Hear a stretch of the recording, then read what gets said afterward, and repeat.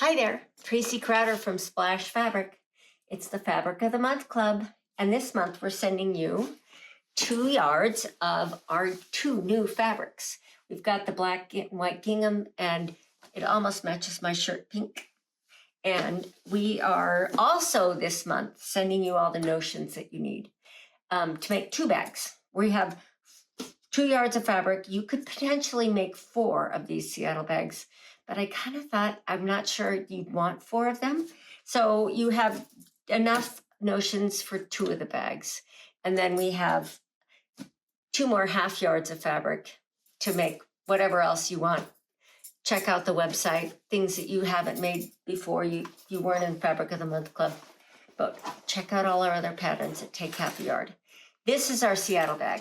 It's really been the most requested pattern. And finally, you're gonna get it. So this is, it has all the bells and whistles. It's a good mom bag. It's a good school bag. It's a good travel bag.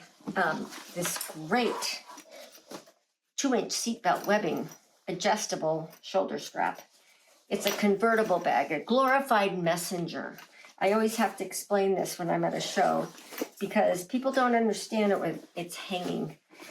It's a bag that you wear and you can put everything that you need for wherever you're going in this bag. It's really big and it kind of folds up really small so you can put it in your luggage. So there you go. Let's make a Seattle bag.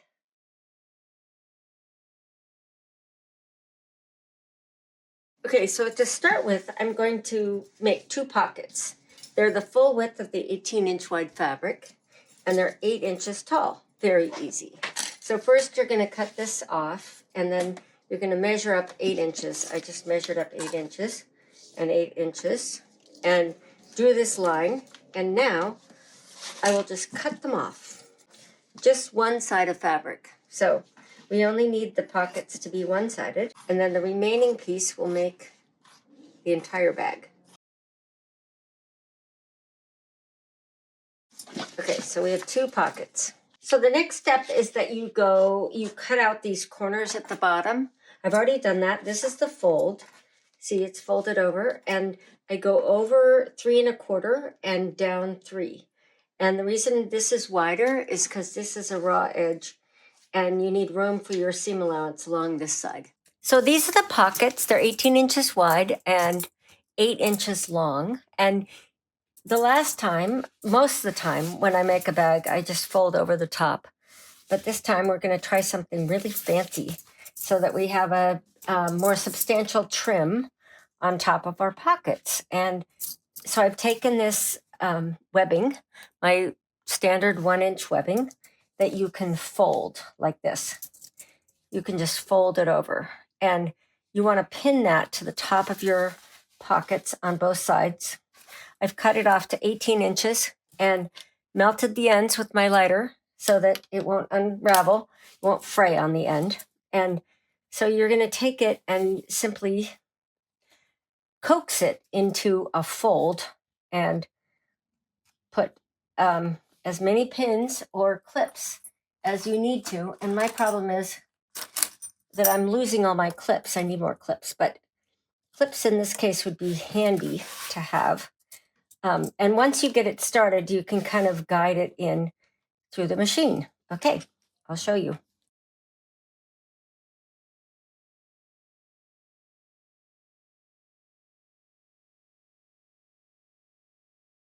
Now we're going to add the pockets. We're going to add one on the front. We put it 1 inch from these little corners so that it's not interfering when you sew this box bottom down. It won't interfere with these seams. So we go up 1 inch, and then we have to fold the pocket under, and I just finger fold a 1/2 inch under, or 3/8 of an inch about, and I just gauge, okay, that's about 1 inch up. And these, sure, that makes a little bit of hole, but you're also going to make holes all along here for the seams. And nobody will ever notice that. If you want to, you can kind of heal them afterwards with your thumbs. I only pin a couple times. Maybe I'll do 3. If you want, you could pin it if you're going to sew from this side down this way, you could pin this so it runs right along the stitching.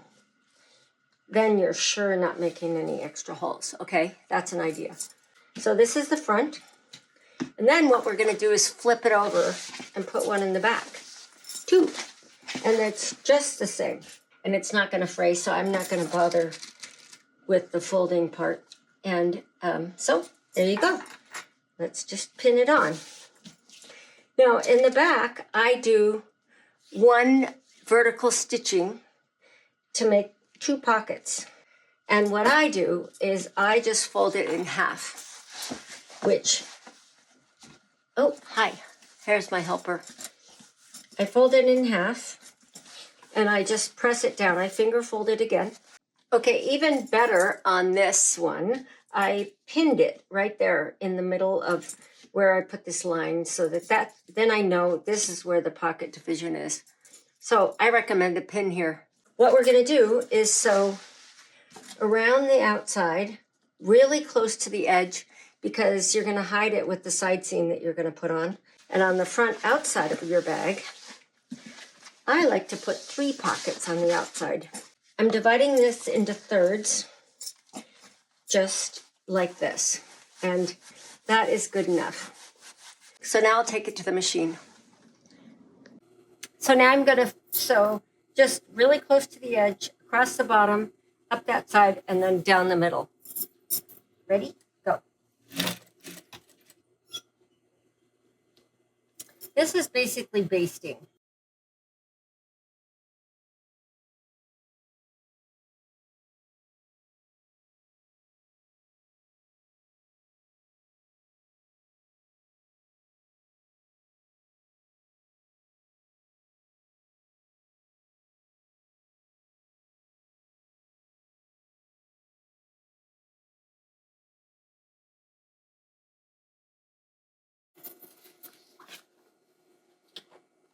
So we're just going to sew down one side.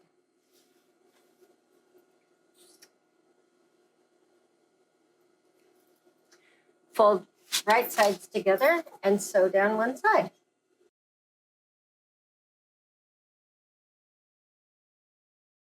So now we're going to do 2 things. We're going to make the key fobs happen. Okay, these are 14 inches long. They're about as wide as this. You know, just cut them about that wide. And there again, melt the edges because you don't want them unraveling and coming off.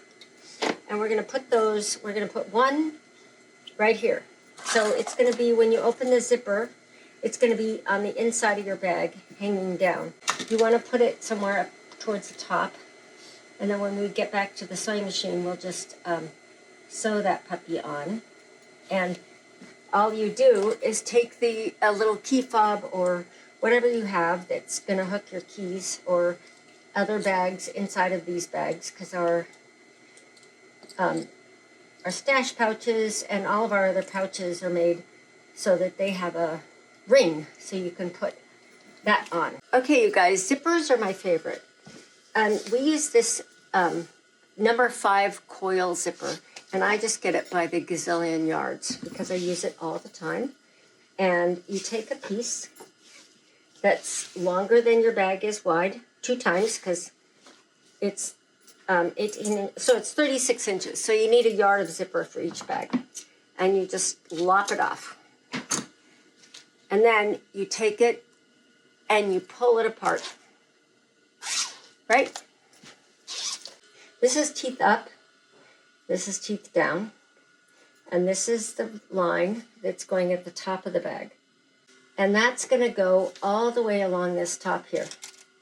Easy peasy. And I run this bump along the edge of my presser foot, goes along this bump. So that goes all the way around, and we'll go back on to the machine and sew it on. Okay, silly me, I forgot to put the handles on. I don't know how many times I've done that, but I've done it before. This isn't the first time. So you want these to be 12 inches long. So I cut 12 inches, and then I heat sealed the ends of both. Let's see, make sure that I did that. because you don't want them unraveling. They'll pull out. That's a pain. That's really not a good thing. You don't want your handles pulling out of your bag. I've had that happen before too. I've done about everything that you can do wrong.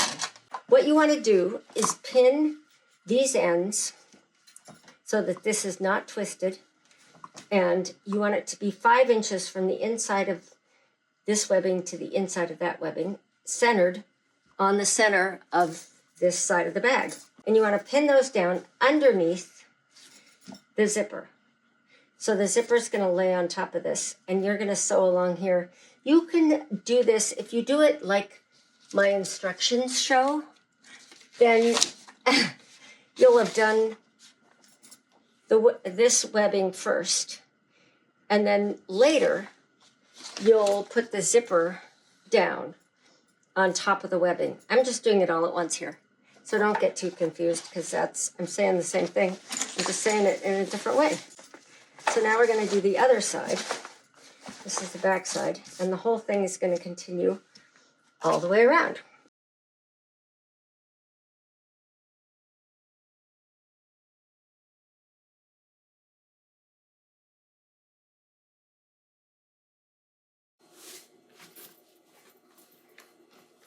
We fold this down, just finger press it down, and top stitch here.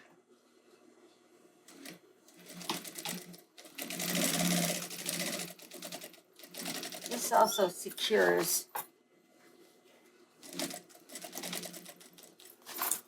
the handles one more time.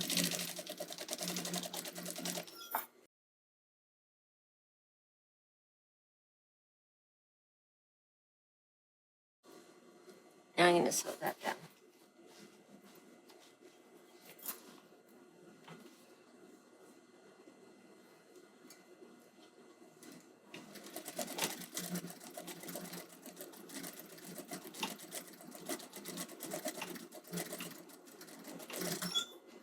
Okay, adding the zipper pulls. This is the scariest part, and it's actually really fun. Once you learn it, you will feel so competent and confident. So we've got our key fob, we've got our handles, we've got our zipper on the top, and now we're going to put the pull on these.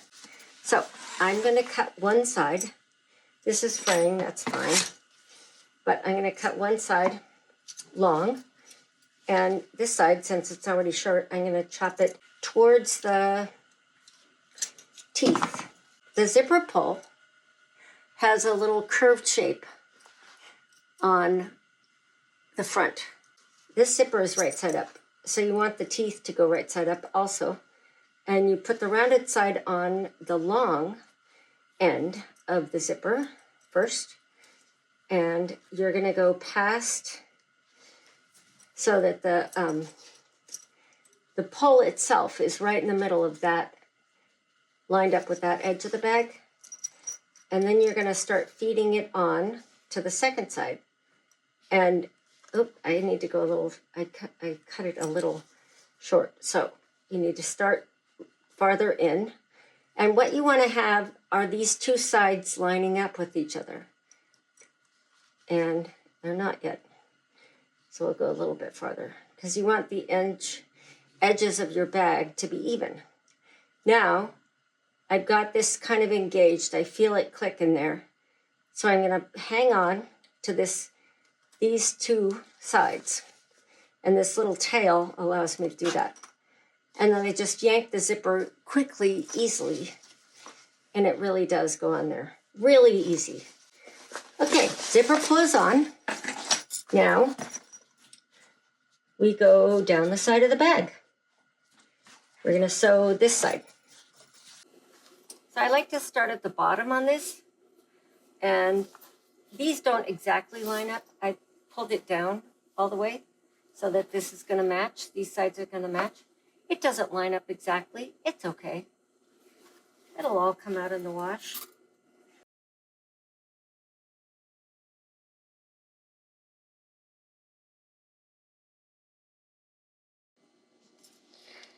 Okay, so we have a 12-inch and a 56-inch piece of seatbelt webbing, and ours is real seatbelt webbing. It's really great. You seal these ends because that's what you got to do. Otherwise it comes out. Although these are going to be enclosed. The ends will be enclosed, but the parts around the sliders are not enclosed. And this stuff is pretty tough. It takes a minute to get it sealed up. You can use a candle. There. So we're doing this, we're putting the single one on the 12-inch one, and we're just going to go flop it over and pin it down. And I'm going to leave a little tail because that'll get attached to the top of the pocket. I'll show you. So there's one. And then the second one, I'm going to put through, I'm going to go on the outside of the double loop and then back through. So it's just like that. And this thing is hard to sew because of this. So you just let it flop over and sew it as close to that as you can. Okay, now stitch these two.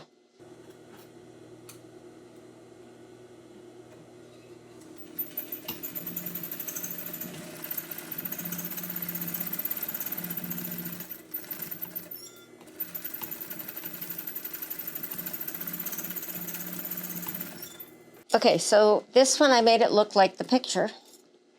These are looking like the picture. 12-inch here, 56-inch here. Now we're going to put this, we're going to put the end of this, flip this over so the tab is in the back, and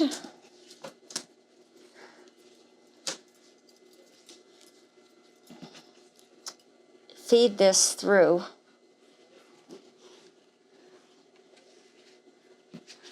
without getting it twisted again, and then up through and down through. Look at that. We have your shoulder strap. Easy peasy. Okay, now it looks like that. Now we're going to put it on the bag. Okay, this is the trickiest part of this entire bag. Not the turning it inside out part, that's easy. But we're going to turn this inside out. All you need are these side pieces, and then you sew them in the bottom. And the way we're going to do that is, once again with pins. Here's our side seams. So we're going to put this on. Let's see, it goes this way. And I am going to cheat it down a little bit because I like to have this handle. Actually, it doesn't matter. It doesn't matter. Wait a sec.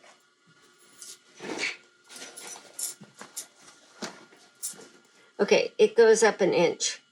So they've top sewn. This is my bag that my manufacturing partner, Hendra, made, and they're very good sewers, so I'm going to cheat by looking at this. And so they've sewn it 3 times here, and that is what we'll do. Okay, so it goes up about an inch or so from the pocket, the top of the pocket. So on this, on seatbelt webbing, there are 4 rows of a herringbone pattern. And the middle one will show you exactly where the middle is. So I'm going to lay the middle on this side seam.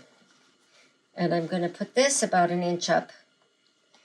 And then I'm going to pin it on so that it is running. We want this thing to go on and stay in the middle. So there's the middle. And that is your little hack. You keep the middle in the middle of the seam.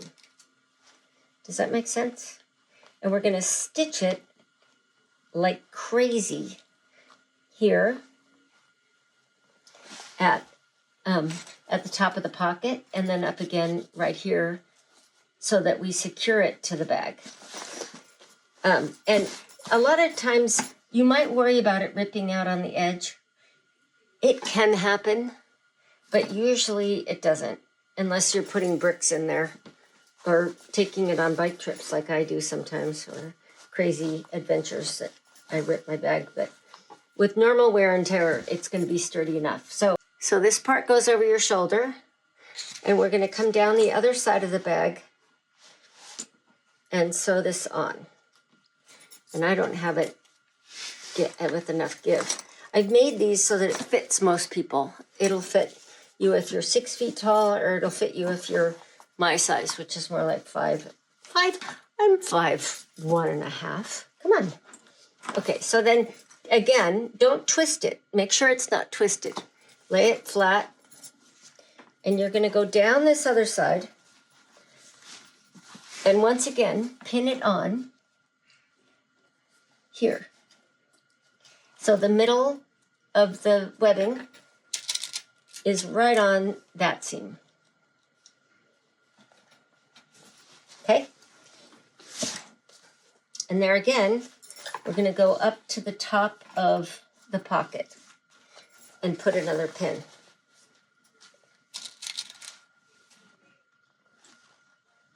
And voila. Okay, now we're going to stitch these on. Okay, so getting this on your machine is the only thing that's tricky here.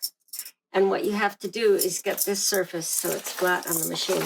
So I'm going to turn it back inside out and work from the inside. So that's the top right there. So I'm going to feed this on. Oops. I don't want to bleed on it again, but that's a problem with pins. So I'm going to sew down one side here.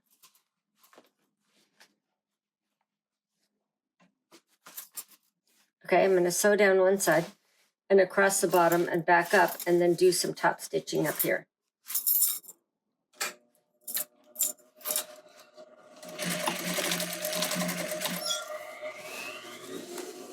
Making sure it stays in the middle.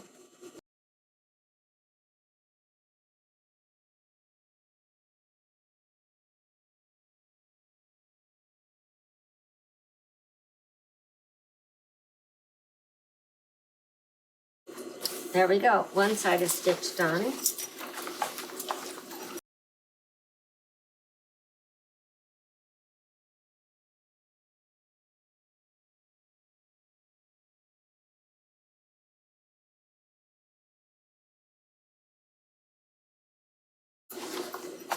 I got a pucker in here.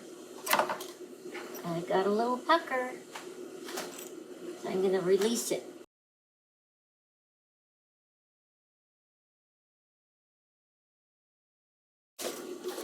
Now, the last step is we're going to fold out these box bottoms, and we're going to sew along there. Okay, and you can see that my edges here are a little bit uneven. It doesn't matter. Just one can be a little bit longer. You can chop it off later if you want.